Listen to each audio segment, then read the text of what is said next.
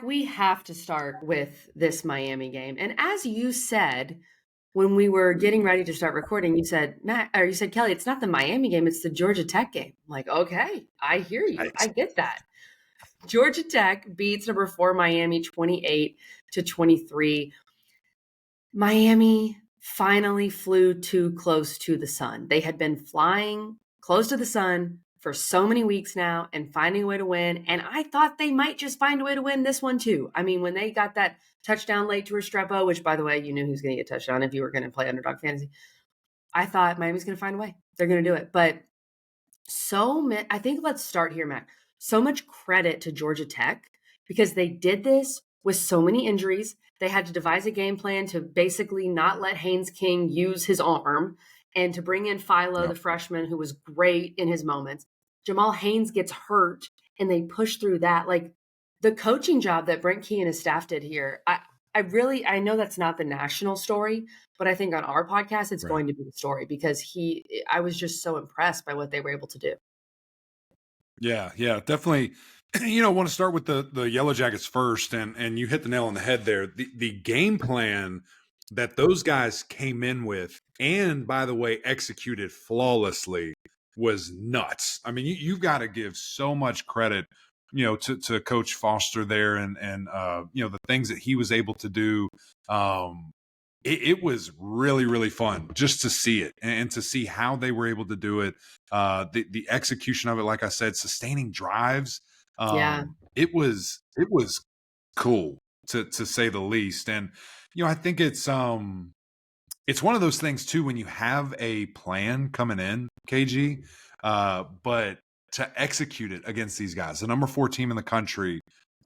I mean, Buster Faulkner, again, came in with this thing, and it was 2 quarterbacks on the field at the same time. It was motioning. It was Wildcat. It was having a plan in place to put in young Philo and on, like, meaningful third downs, throwing the football, running the football with Haynes. And honestly, what's crazy, too, is the plan had to change.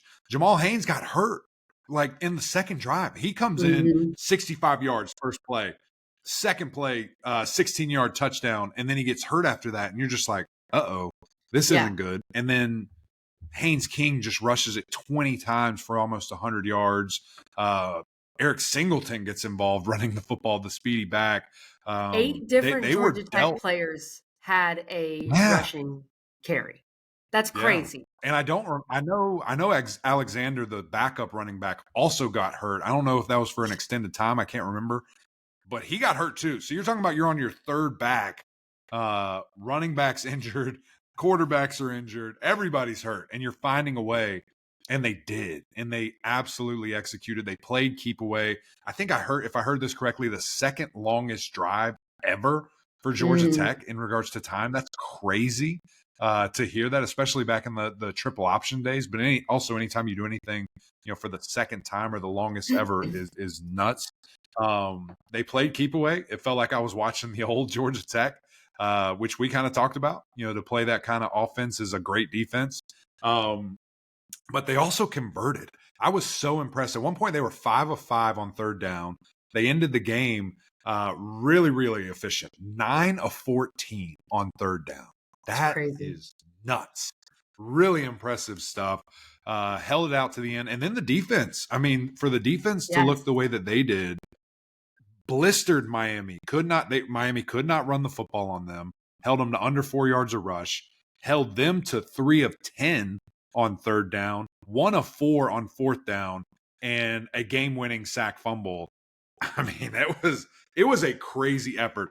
Brent Key, I don't want to hurt anybody's feelings, could get any job he wants, I bet, in a couple years. Like, this dude, all he does is beat ranked ACC teams. He demoralizes them. It's insane to see what he does.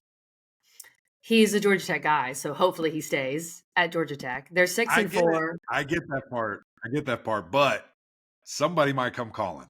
It's so odd for Georgia Tech, right? And I'm not, Kelly, let's not be negative, but like there are games this year. I know that Haynes King, I know that 2 of those losses have been with Haynes King injured. I get that.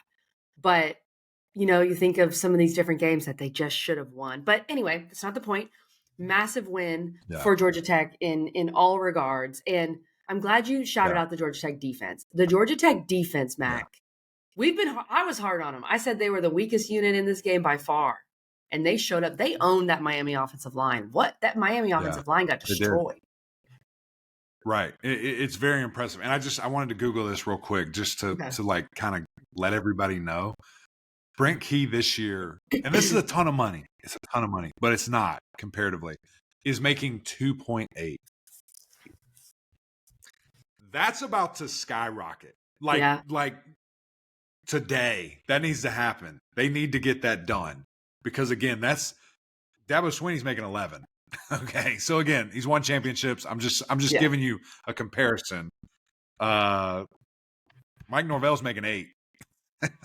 Just saying. I'm just throwing stuff out there. I get it. We'll get to that. It's different.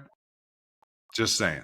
We'll get to the. But you're right. Defense was amazing. They played really well, dominated the defensive line, and it was a great scene. It was really cool. Seeing everybody rush the field, that was sick. It was really, really cool. It was. But Mac, okay, let me just say this about Georgia Tech. And you said this before we came on.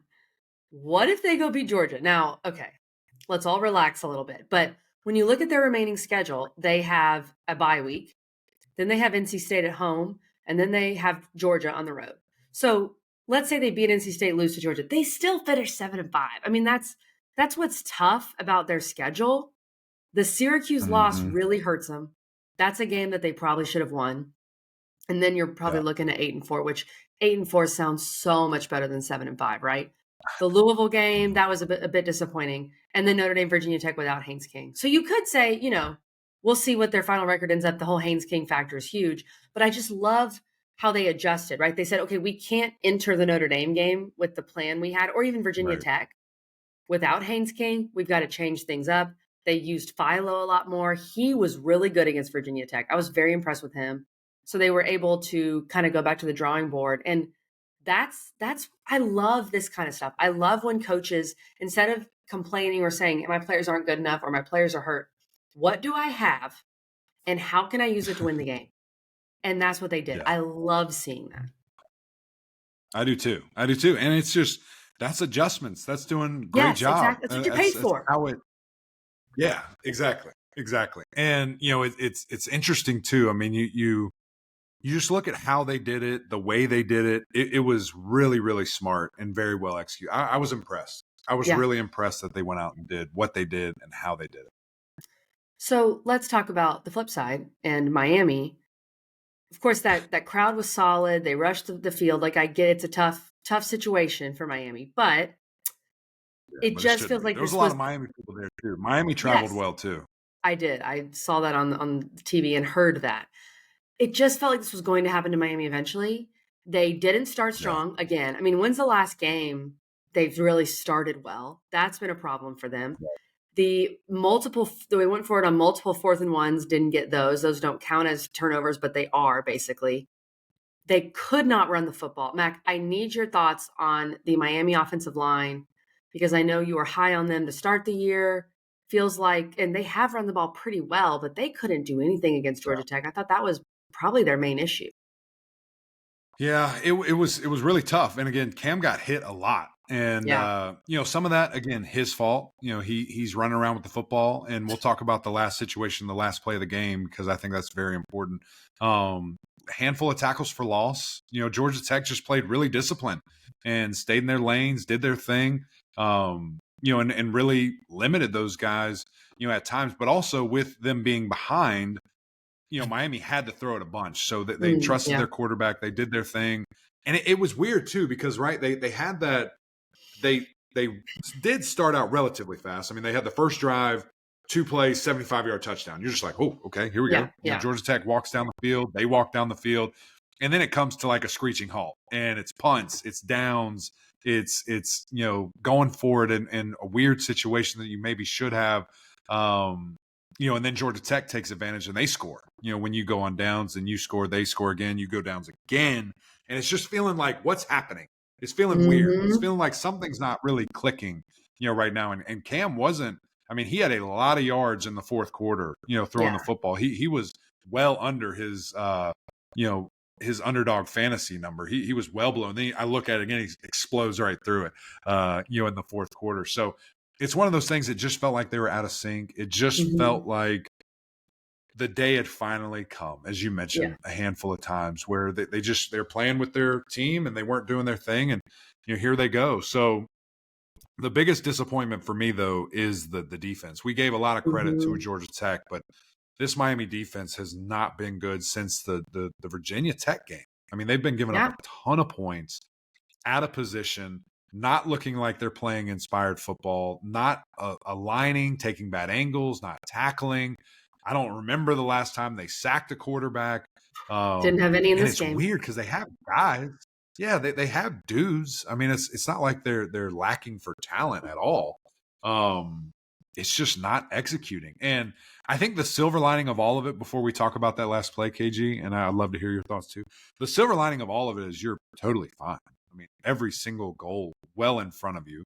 A little less room for error. I know you Mhm. probably wanted to go undefeated and be champs and all these different things with that, with a zero in the column, but everything's square in front of you. And so, it's interesting. You hear Coach Mario Cristobal saying, like, I want this to hurt all of us. Like, we need to understand what just happened, go into this bye week and really attack this thing. So we'll see if that holds true. We'll see the mindset. I hate that it takes a loss for a team to get to that zone, but at the end of the day, that happens. You're dealing with young men, and stuff like that occurs. Before we get to the final play, Mac, you have a unique perspective because you've been on a team that went undefeated in the regular season. And you've been on Yeah. teams that didn't, so you know the difference. How hard is it, especially when you get in late November and it's like Yeah. everyone wants to beat you, obviously. You're their Super Bowl and you're Right. just trying to get to your goals. It's got to be really difficult. Yeah.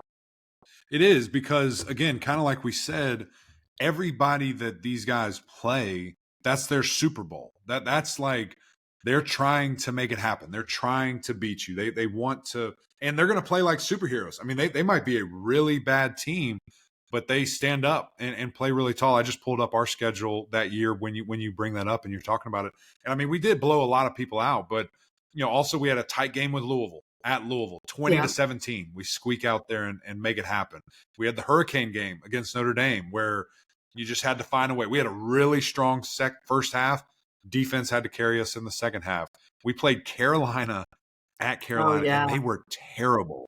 And yet that game, South Carolina played the best they ever had and played inspired. And some of that they scored late. Let me click on this and see. I think they Yeah, scored they like did. 14 in the fourth. But it was still They uncomfortable. scored Yeah. 15 points in the fourth.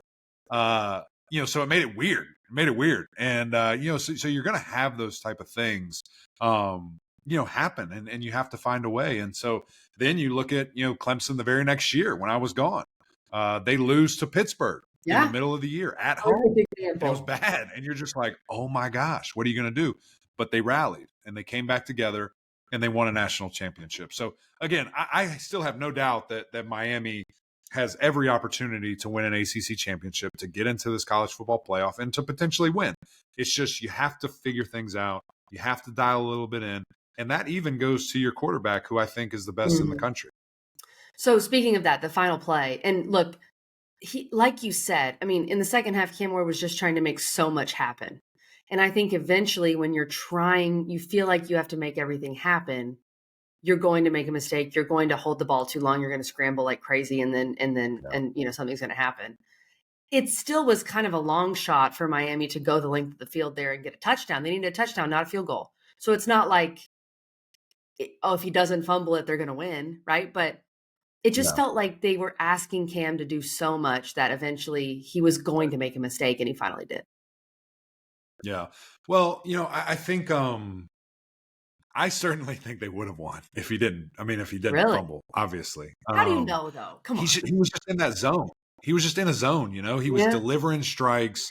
The two drives before, Yes, they were on or I guess it fire, was those two out of drives three. before. Yeah, I mean they're marching down the field. I don't know. It's just and he's that guy. I mean, he's that good. But it's second down and like 10 or 8 or Mhm. whatever it was, and there's 90 seconds left in the game. This is not a play where we need to score right now. Right. And so it breaks down, he escapes, and he's looking downfield, and there's still nothing. At that moment, when he escapes the pocket, you've got to throw the ball away, dirt it, or run. One of the two. And I think they had timeouts. I can't remember. I think they still had timeouts. But just situationally, if you're going to be the face of a franchise, if you're going to be the best player in the world, if you're going to be this guy, you have to know situational football, and you have to know that you cannot take a sack right there. You cannot have a turnover. You can't give the game away. And so that's where, part of, we use that negative connotation sometimes for game manager, but that was a game manager situation. You didn't have to be extraordinary. You just had to manage the situation, and he didn't.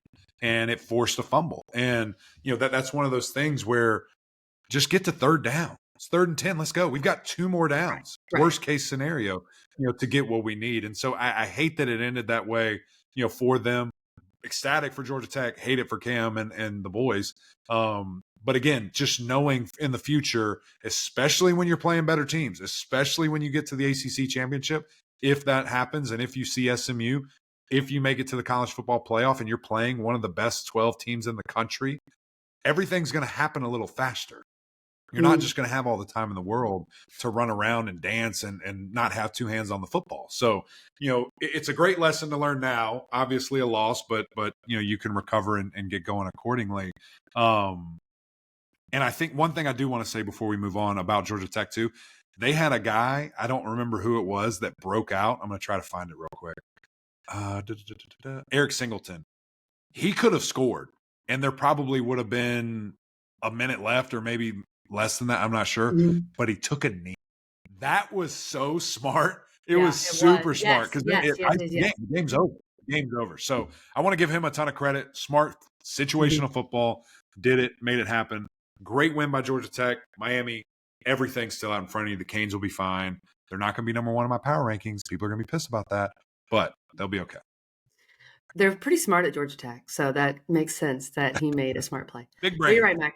Miami wins out, they're in the playoff. And sometimes maybe you need a loss. Maybe it'll be good. I mean, obviously it's not good, but maybe it will in some way, shape, or form. When you have a 12-team playoff, you can afford for these things to happen.